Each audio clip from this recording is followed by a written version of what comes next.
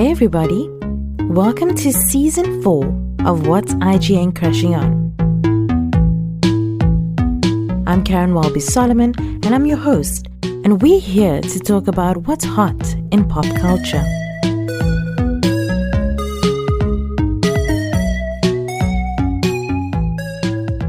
Hey, welcome to episode 2 of Season 4 of What's IGN Crashing On. For a minute there I forgot which episode we're on. But we have a great show today. We're joined by Mvelase Peppetta, who is a very active person on social media when it comes to pop culture. How are you? How are you doing? I'm doing great, thanks. So what is your favorite sort of like celeb pop culture thing to chat about? Because, I mean, I see you talk about everything. Yes. There's nothing that, I have opinions on just about everything. There's very little that I will not pass an opinion on. There's a saying that my mother loves to say, I'm translating it from closer now, but a fly that passes in front of my face, I'm going to answer it. And that's how generally, how I go about with everything that piece of news or information, pop culture or real news that comes across me. I'm always like, oh, wait, I have an opinion about that. So trying to decide what a favorite is a little bit difficult. I was going to say, I remember your article that you wrote about the Windsors are not the real royal family. The Kardashians are. The Kardashians. Like, who needs the Windsors? Yeah. I was you know what? He's right.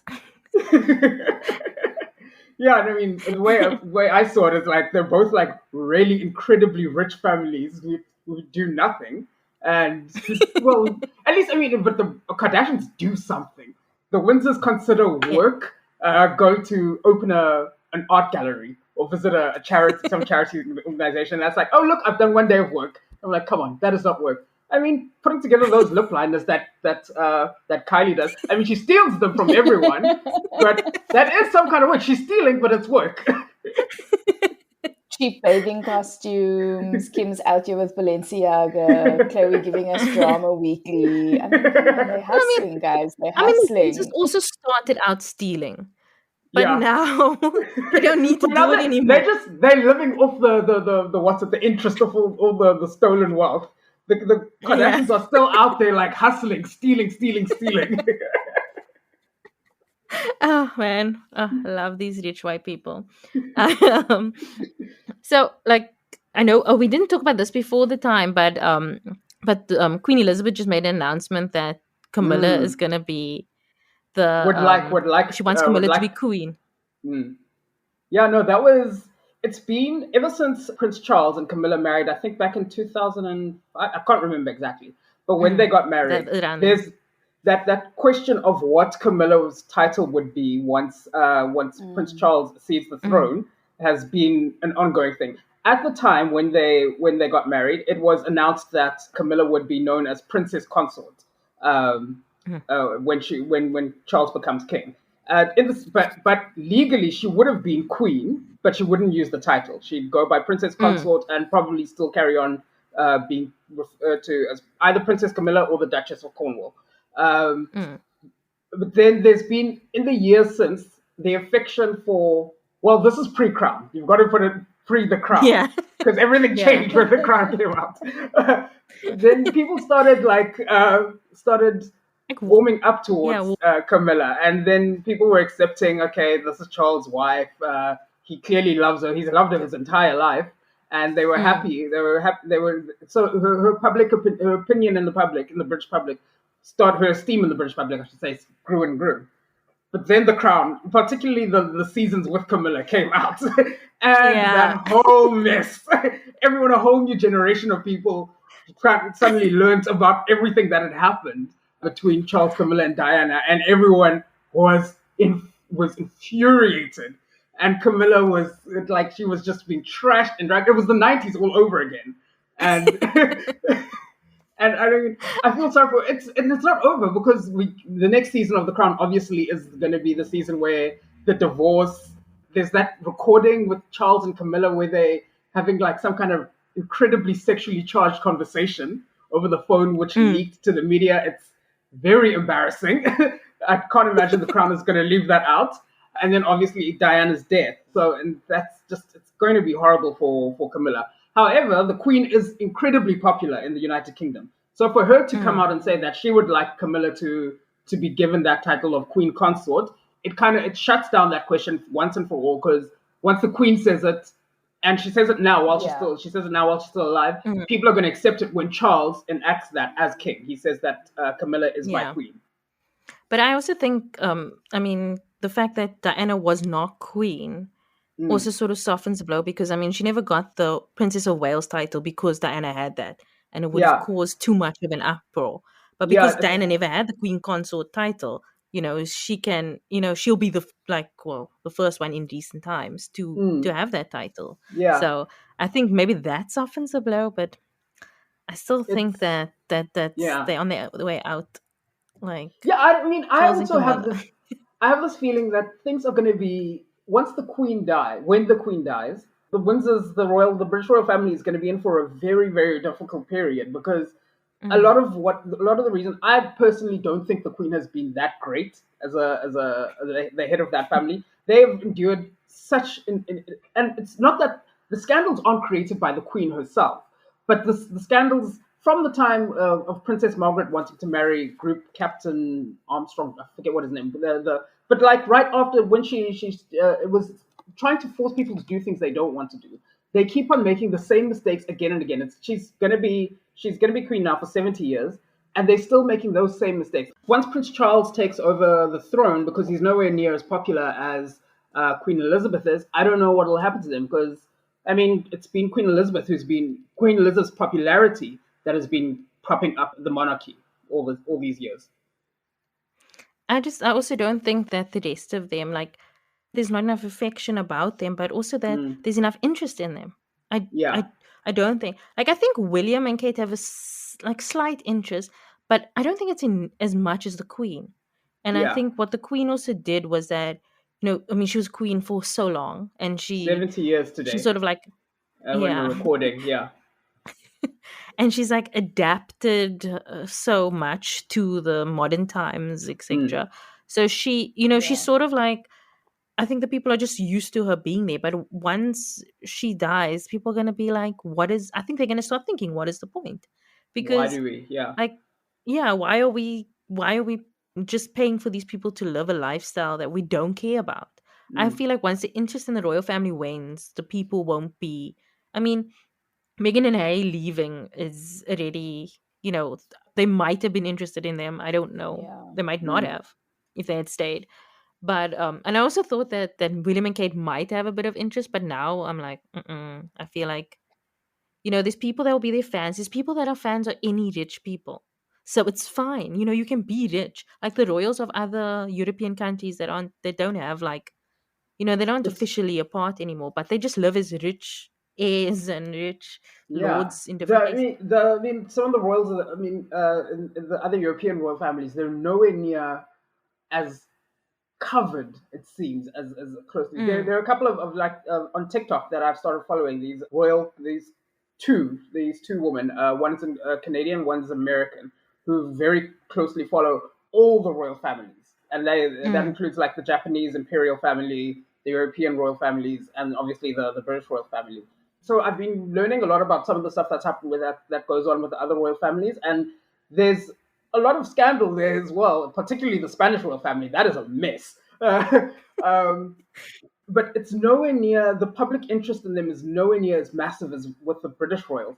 And like you say, once the Queen goes, and if there are no quote unquote celebrities to push the royal family brand, because Kate and William are kind of down low, not down low, just like a little bit, they're not as out there as like the era of like, if Princess Diana was still a member of the royal family, she had like massive like press interest in her.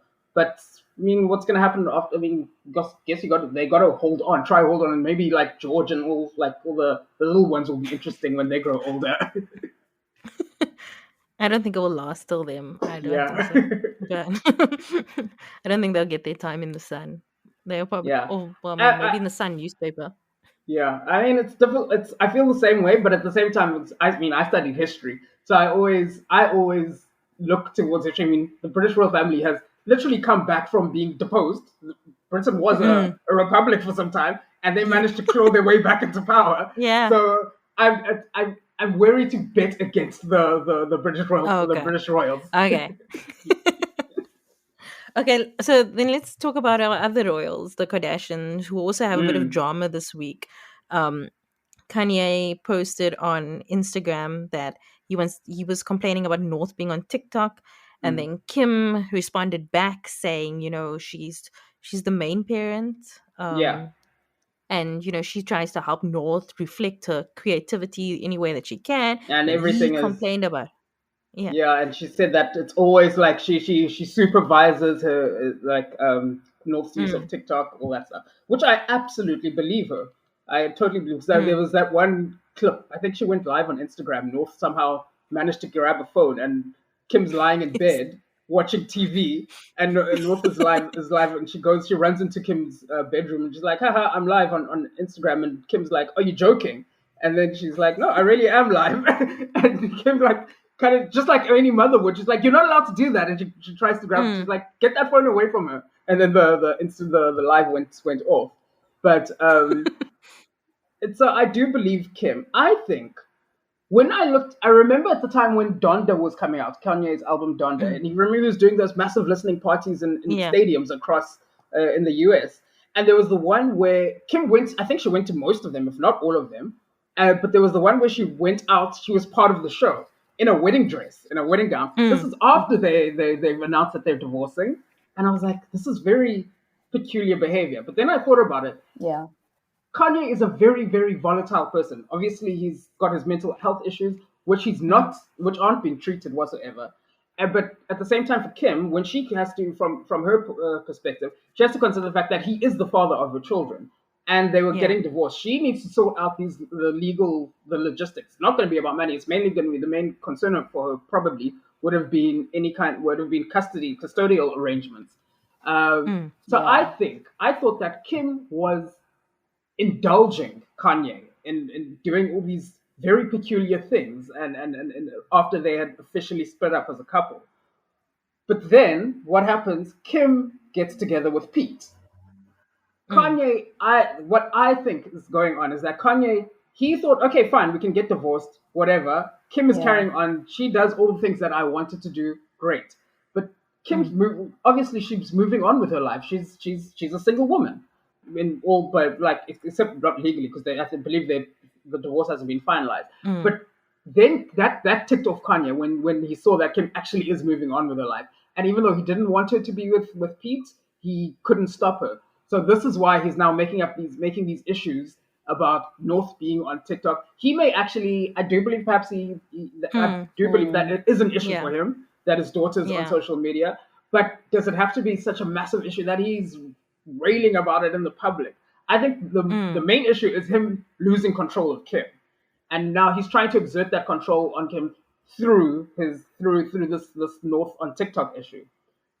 Kim also is now she's obviously gotten to a point where it seems like she's fed up. She's tired of she can't indulge him. She can't keep him calm. So that's why she finally spoke up against because she's been really, really quiet about all the things that he's been saying up to now. Because he said a lot of crazy stuff about her.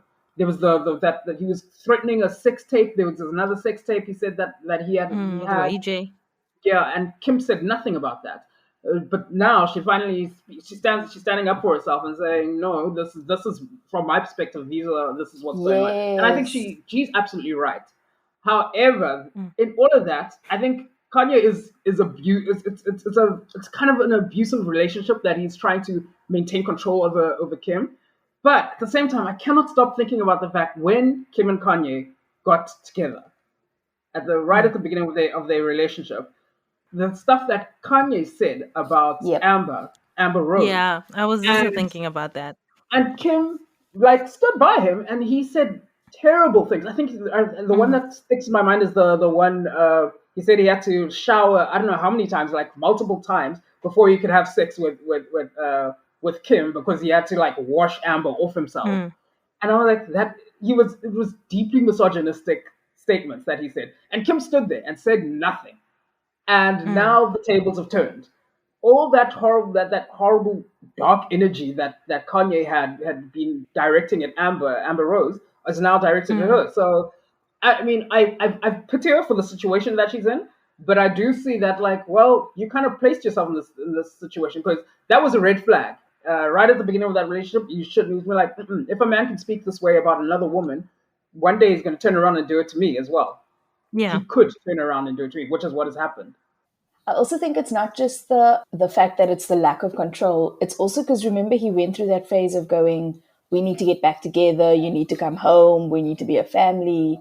And I think her rejecting him and then standing on her own is probably also part of what triggered it, because it was truly the end. No, that does sound about right. And yeah, I also think, like, I also think he has a valid reason to be concerned about North on TikTok and stuff, like, because he probably doesn't know how much she monitors what he does, what North does, but What not does. but I, like, obviously it's just, why must you make it so public, man? Like, Yeah. it's like, we don't need to. Somebody said, it's like, I feel like I'm in the living room with watching them shouting at each other. Exactly. And it's It's like, I was like literally watching a movie last night, and this guy started dating another guy, and on their first date, and he bumps into his stepmother, who he has a horrible relationship with, and I was like, oh, these are such bad situations to be in, where two family members are going at each other, and you're there as a third party, and you don't know, like, how do you react in that kind of in that situation? And it's like, and that's what it feels like we're in with this Kim and Kanye situation. We're all party to this whole thing, because everything's happening on a public platform. It's all happening publicly.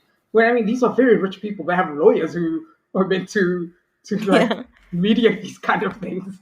But Kanye's third lawyer. Yeah, it's just, and the really sad part about it is that one day North and all the rest of the kids are gonna grow up, and they're gonna read about all of the stuff that was going on at the time of their parents' divorce, and it's like, how's that gonna affect someone? It's like, I always think back. I think we're all around the same age, but like when Alec Baldwin and Kim Basinger got divorced, and it was quite a messy divorce, and he called, like, their daughter Aiden, like, a pig and all of this stuff. What? And I'm like, this is like, everybody knew how your father treated you. And she made fun of it at his roast, but like everybody knows about this. And it's such a, things, nobody knows what happens in your relationship. Things might get, might be warmed up and that sort of thing. But yeah, like, Kanye made it so public. And like, I get that he wants to hurt Kim, or he wants to hurt the Kardashians, but like, how is that going to affect his children, who are the most important? This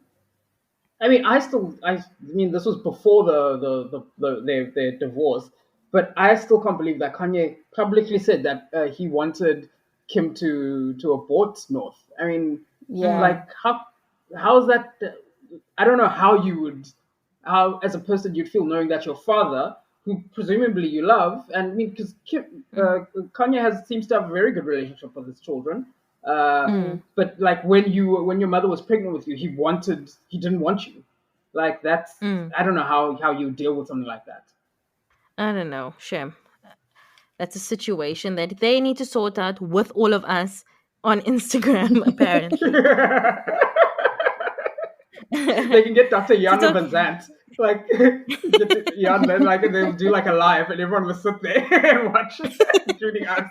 Imagine the viewership for that. It'll be more than like the round table. Like, everybody would watch that. I'm surprised Jada didn't say, like, Kanye can bring it to the round table. I'm waiting for it at this point. The way he's... Oh yeah. When she said, I must bring myself to the table, was my favorite. It was the whole pandemic. I need to take myself to the table. Oh my God, my favorite. Okay, so talking about difficult situations, Tandiwe Newton recently, she was interviewed about her new film, and she basically spoke about her struggles as a light-skinned woman.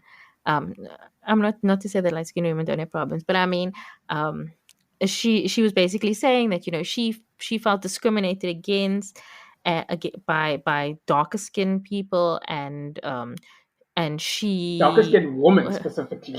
darker skinned women, yeah, darker skinned She women, said that darker again skinned and black again. women, and she felt like if they made her feel as if she was taking their roles, taking their men. I know we all laughed about this big. Leanne and I were laughing a lot because Her we were being like, the "Oh, chosen you only go one. for white men." But okay, taking your men, all of this stuff, and she's also black, and her mother's dark, and all of these things, and she was crying on in this video, it was actually very difficult to watch. Like I mean, it's like a normal interview with like Entertainment Tonight. It's not like Mm, she was doing a live or anything like that. And I was like, yeah. I don't know what this movie's about, but like, surely it can't be this harmful. Like, what is happening? um, but yeah, but shame, she seems to be going Yeah, through no, the she works. is. Yeah, she's going through a lot. Yeah, go. We'd say, Tandio, poor Tandio. Um, someone tweeted. Oh my gosh, it's terrible. But someone tweeted that she's the tragic mulatto, and I'm like, oh gosh, that is horrible. But I'm laughing at it. But I feel like she's been going through it because before this outburst, in recent years, like she's come out and spoken about like the way she's been sexualized or treated on sets, and the reason she took a break, and the types of roles that she would be put up for, and how. And so I think like there is just like a lot of underlying issues that she's been Mm, like dealing with within the industry and her journey in the Mm. industry. And I think I don't it gives me someone who hasn't dealt with it appropriately, and so mm. you're dealing with it in the wrong, like, because that was not the platform, that was not the time, that was Yeah. not the place.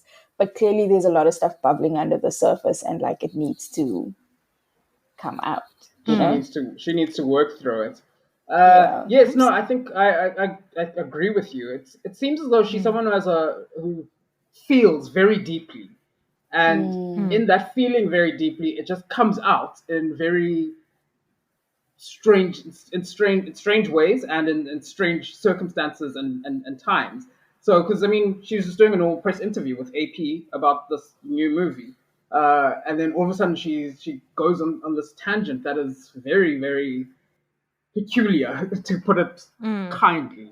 Because I mean I feel sorry for her because clearly she is going through something and she's feeling a lot mm. of things. And in fact, in terms of what you were saying, Leanne, about how her feelings about the film industry, she's also said that this is going to be her last acting role, this in Oh, a movie. So I mean, maybe I don't know how true that is, whether it will truly be her last acting role. Because we've seen a lot of celebrities retire and then they keep on working. Um, Mm. but I mean, that's what she's feeling right now. Clearly, there's a lot going on with her, but it doesn't excuse the things she said because it was just so bizarre. I mean, for her to repeatedly place the main instigators of prejudice against her as black American, dark skinned American black woman. That was, I mean, like, really? That's who you're gonna think of put are gonna be the main problem in this in the way you've been treated as a light skinned woman. And mm, then if you, I also watched like a wider some other parts of that interview, and she also said some really strange things in it. She's trying to remember now what it was. I had it in my head and now it's totally gone. But it's it's just a very peculiar thing that's going on. I mean, and while I have sympathy for whatever it is that she's going through, it is mm. also just not cool, not right. Yeah, because she hasn't tried to look at, okay, if she feels discriminated against by darker skinned black women, what is the reason why? Why are they discriminating against her? What is the society standards that has put her in that place? And Mm. why is she challenging them and not challenging that? And The why is she the system, chosen one? this is yeah. Yeah. Why Why is she the treated system of better than a mother? it's Why? Like, yeah. I mean, oh yeah. Now I just remember what is in the rest of the interview. She said that the other clips that I saw. She said that when she first came to the US, started working in the film industry in the US, she'd considered herself a dark skinned woman because in mm, America, in the UK, she's dark skinned. And I'm like, excuse me? In the UK, you are dark skinned. I mean, Daniel Kaluuya is like in the UK. Yes. How can you look at Daniel Kaluuya and look at yourself? How can you look at your mother and look at yourself and say that you are dark skinned? That just makes no sense whatsoever. And the poor Zimbabweans are like, we are going through it, Tandiwe, please.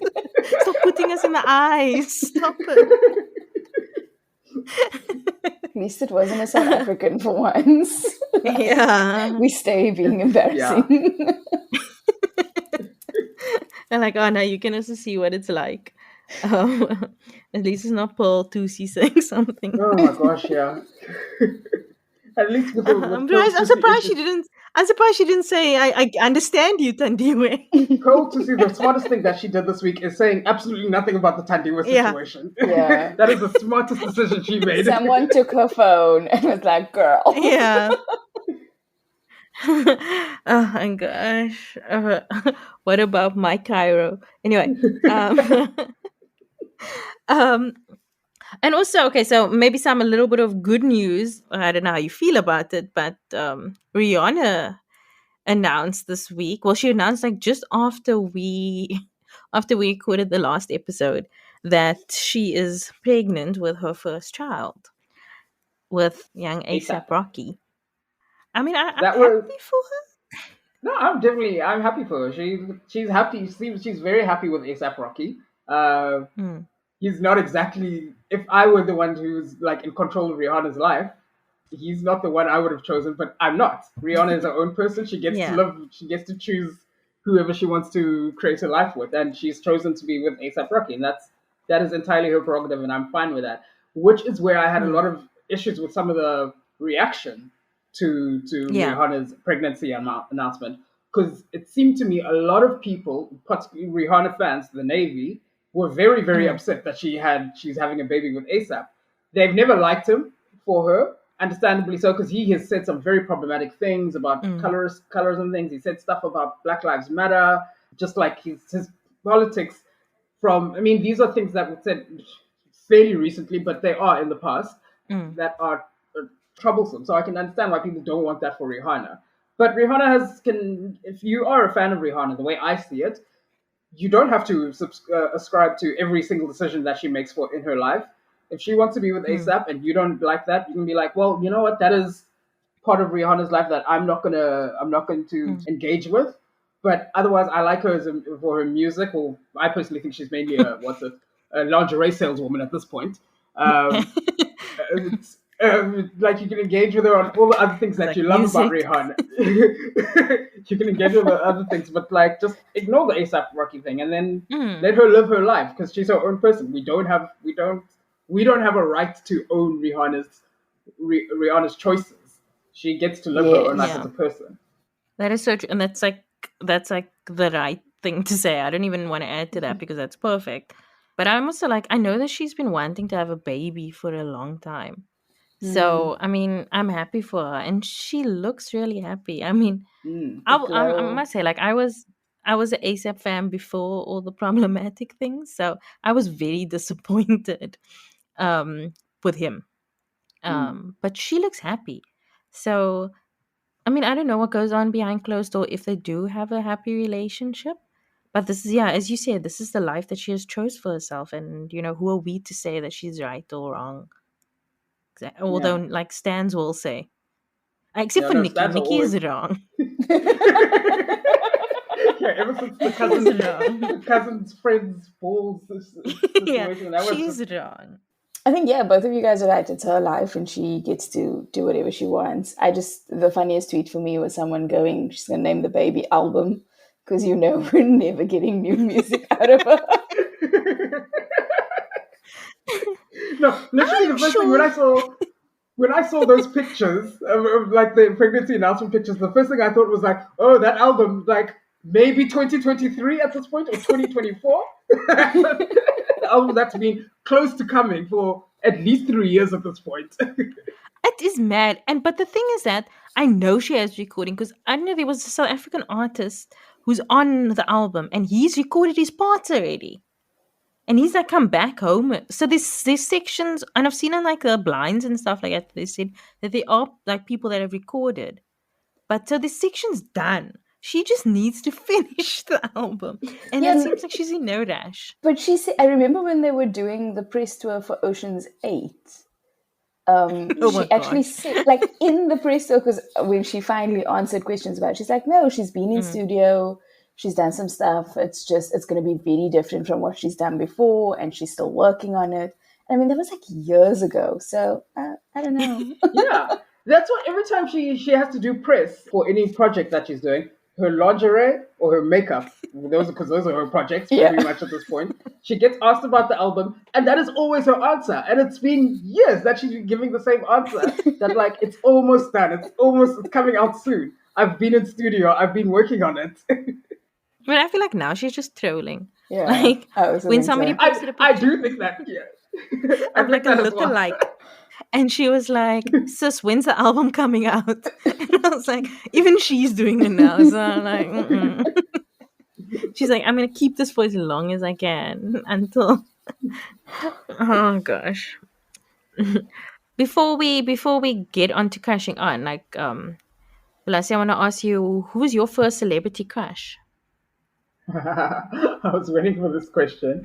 I thought about it, and I like this is so embarrassing. I have to go all the way back in The Little Mermaid, Prince Eric. As when I was the first time I watched that movie, he is such a ridiculous himbo looking person, but I had such a crush on that cartoon character, that animated character. And For me, it's like when he's rolled up sleeves. It's the hair, yes, exactly. That white shirt rolled up. And it's like got like a deep cut down, like V-neck open cut. It's like he's like, yeah, that's a himbo. I like what I see there. 100%. I was like 12 or 13, and I watched Barbie as Rapunzel, and I was like, this Ken, I don't know what it is about this Ken, but I'm feeling him. But I've watched it since, and I'm like, Caryn, what were you thinking? But that's why I will never judge somebody who crashes on a cartoon character. I'm like Nick from Zootopia. Same. I'm like, he's not even a person. He's a fox, but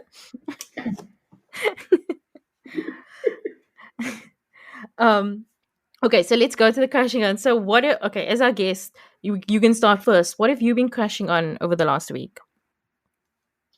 Well, I have been literally on Friday, I think it was on Friday or Thursday, I came across a new podcast series. It's all out from the team that brought out Serial a couple of years ago, which was that massive podcast about the investigation in the possibly wrongful conviction of a man named Adnan Syed for the murder of his then girlfriend when he was a teenager. It was massive. It was the biggest podcast at the time. Yeah. And since then, they've put out 2 more seasons, and they've had a couple of other shows. They were bought out. That podcast team was bought by the New York Times. And this is now their 3rd season. The 3rd season. Well, it's actually not the 3rd season of Zero. It's its own little show called The Trojan Horse Affair. And it's a story from the UK. Essentially, not to give away any spoilers, all the episodes are out. I binged it in 2 days. 8 episodes in total, but it's a story about in Birmingham, which is the 2nd largest city in the UK. There was, in Muslim majority area, the schools were doing terribly. Pass rates in this one particular school was at 4%. The pass rate was at 4%.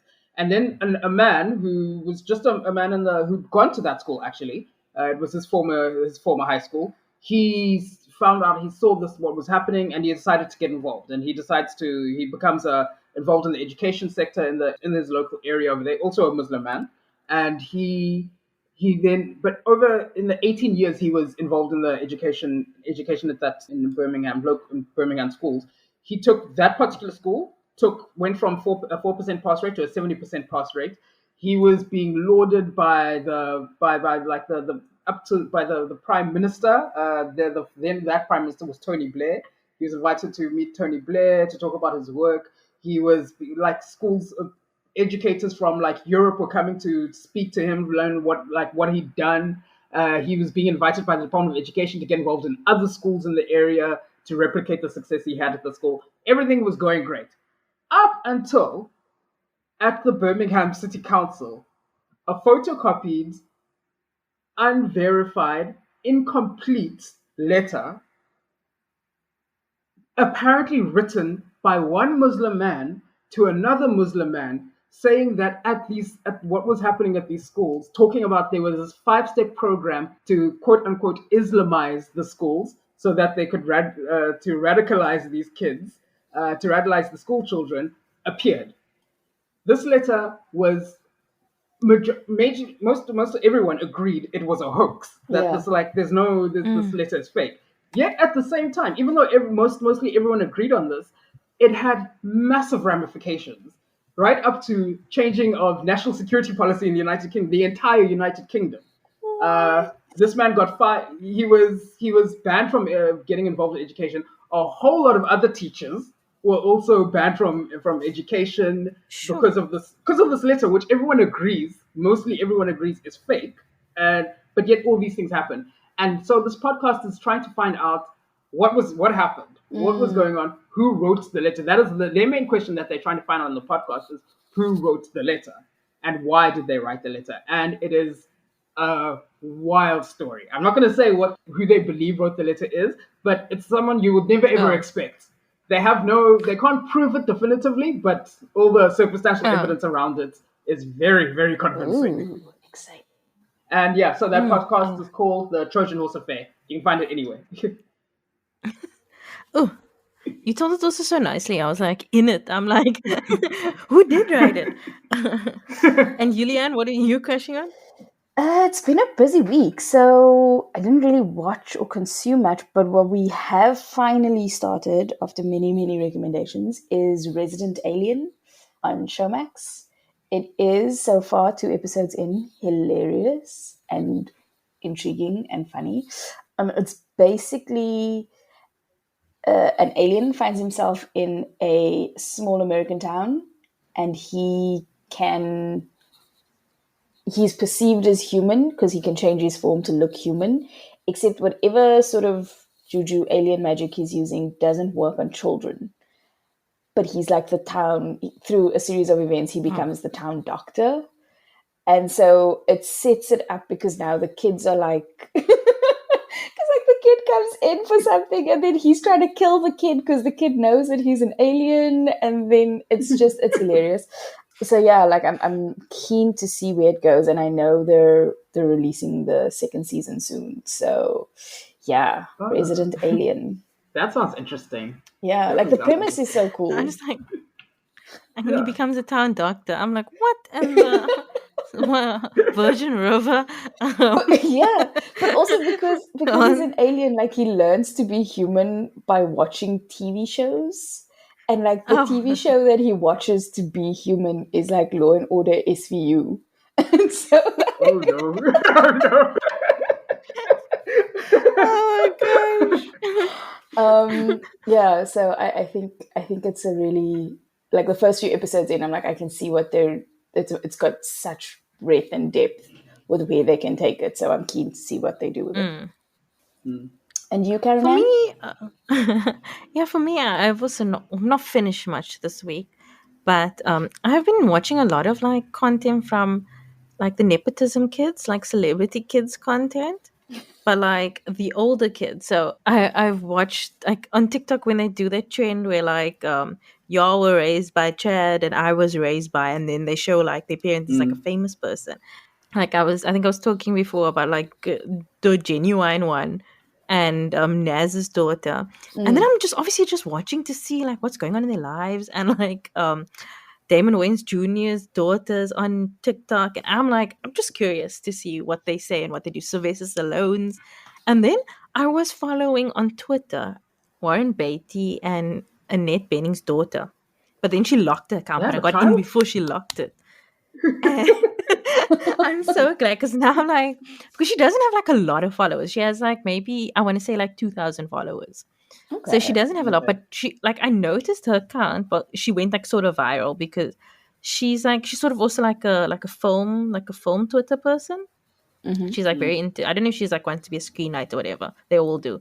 But then she was like, oh, she's so obsessed with Elliot Gould. And there was this picture of Elliot Gould and somebody else. And she's like, she didn't even notice that her own dad was in the picture. It was like Elliot Gould young, Warren Beatty young, and I feel like it was like James Caan or someone like that.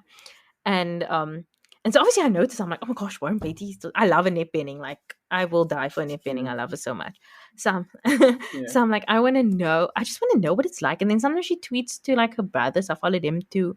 And then they like talk about like their like family like type. She makes jokes and she's very funny. And I'm just like, I'm just like, I'm happy that I'm on the side. I'm just hoping that one day she'll like notice me and follow me back, even though she's like 12 probably. I don't know, maybe like 19. I feel like she's an adult, but like very young adult. But yeah, so that's basically what I've been consuming, just like celebrity kid stuff. Not North, because that's baby stuff. But I mean, like the older kids. Speaking of celebrity kids, did you hear that story about Dakota Johnson locking people in a coffee shop? Yes. Oh my gosh, I was dying. Oh my God. Dakota Johnson apparently was filming something for Vogue, that one of those like those YouTube things for Vogue. So she goes to a coffee shop in New York, and then she wants to like with a film crew or something. I don't know. It was just a very weird situation. There's a guy in the queue. He's the one who tweeted this. He tweeted out that like the one time I got locked in a coffee shop by Dakota Johnson. So then he can't hear the interaction between Dakota Johnson and the barrister behind the counter. But he imagines that he thinks that Dakota Johnson wanted to go behind the counter to make her own coffee for this Vogue thing, but the guy's like, no, we're not allowed to do that. We're like a chain. It's like you going to Steers and then saying like, no, I want to make my own burger. They're like, no, we're Steers. We're a company. There are rules about these things. So then Dakota Johnson like leaves the coffee shop. It doesn't sound as though she stormed out or anything like that. She just walks, she leaves, and then she accepts that she's not allowed. She did have some kind of interaction with the barrister where he said, no, you can't do that. But then she leaves. But when she leaves, she pulls a rope out of her bag, ties the door closed of the coffee shop. So the barrister and all the people in the coffee shop are locked inside, and then she just walks away. She locks them using this rope that she had. She had a rope in the bag. And then the people in the shop had to like call random people who were walking past the coffee shop to untie the rope. It was just this random thing that happened. The best part is he posts a picture of her as she's walking out the coffee shop and she has a smile on her face. And apparently it's not the first time. Yeah, I don't know. The more Dakota Johnson content I consume, the more I'm like, something is off there. It's wild. And the limes, you know, the limes when story. She lied about when she lied about the limes. Why? It was when she was filming that particular thing. That's when she did this whole thing of locking people in the coffee shop. No, man. Like, was she high? But there was going on? There was like more than one. I was on Reddit and I was reading up about it, and there was like more than one story, and they were like, it was like a couple of months apart, and of her locking people in the coffee shop. What are you doing, Dakota? Oh my God. I feel like she has that kind of like, I don't care attitude. Like nothing is gonna happen to me. Like as long as I don't do anything criminal, like I can do whatever the fuck I want to. Like I can call out whoever I want to. I can lie. I can do whatever. I mean, what they're gonna do. But I think what was interesting me in that story is that she had a rope in her bag. Who carries a rope in their bag? Why? I said 50 days, 50 Shades of Grey thing that like never left her. She took that from the set. But on that note, thank you so much for joining us, Lassie. Like this was lovely. I had a good laugh. No, thank you. I had such a great time as well. Oh, thank you so much. One more thing. We will be hosting our first ever live in person Crashing On movie night on the 24th of February at Ster Kinekor Cavendish in Cape Town. We'll be watching the film Blacklight, which is the new Liam Neeson action thriller, and it follows Travis Block, played by Liam, who is a government operative coming to terms with his shadowy past. When he discovers a plot targeting US citizens, Block finds himself in the crosshairs of the FBI director he once helped protect. In order to be one of the Crashing On listeners at the screening and meet us and have a good time, go to crashingonpodcast.com/competitions and enter your details. It's going to be a fun night and we are so excited to meet you. This is the trailer for Blacklight. One day you wake up and realize you're not sure who the good guys are anymore.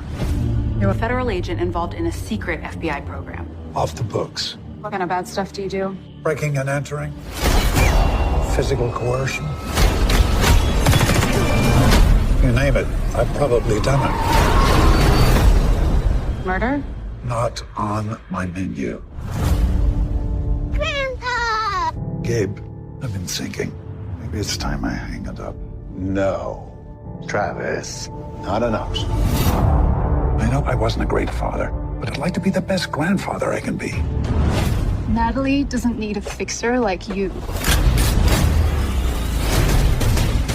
I've been writing about the story for over a year.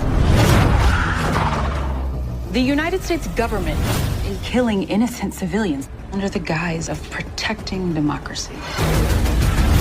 Under whose orders? The director of the FBI. How many more have to die for you to stop looking the other way? You need to come clean, Gabe. You're confused about our relationship. You are my weapon. You work for me. Count me out. You show me a little gratitude if you want a normal life. My end is now. Where's my family? If I find out you had anything to do with my granddaughter disappearing, you're gonna need more men.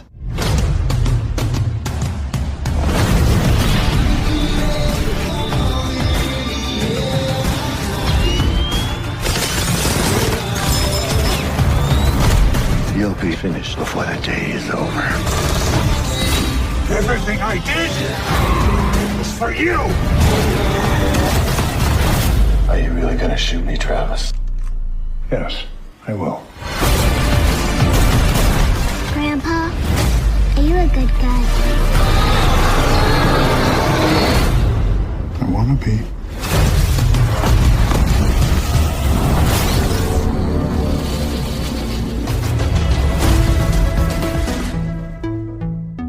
Me, you can find at Caryn Welby on Instagram, at Caryn Welbys with an S on Twitter, and sign up for my newsletter, Wildest Dreams, at wildestdreams.substack.com.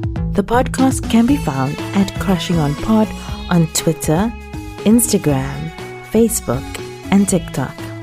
You can find us at What's IGN Crashing On YouTube, and you can find more information about this and all our other episodes on our website, crashingonpodcast.com. Send any feedback to mail@crashingonpodcast.com, and you can send us voice notes at +27 78 362 2566. Join our Facebook group, Crashing On Club, where we chat about the show, celebrity news, recommendations, the whole shebang. The show is produced by me, Caryn, as well as Rebecca Barches and Leanne Phillipson. The show is edited by Rebecca Barches. Our logo was designed by Nathifa Maroof, and the show was created in partnership with IGN Africa. If you like the show, tell everyone that you can, any way that you can. Keep up to date with episodes by subscribing to the show on Spotify, Apple Podcasts, or wherever you get your podcasts. Please rate and review the episodes on Apple Podcasts, as it helps others to find the show. We'll be back next week with another in-depth conversation with a pop culture lover. See you then.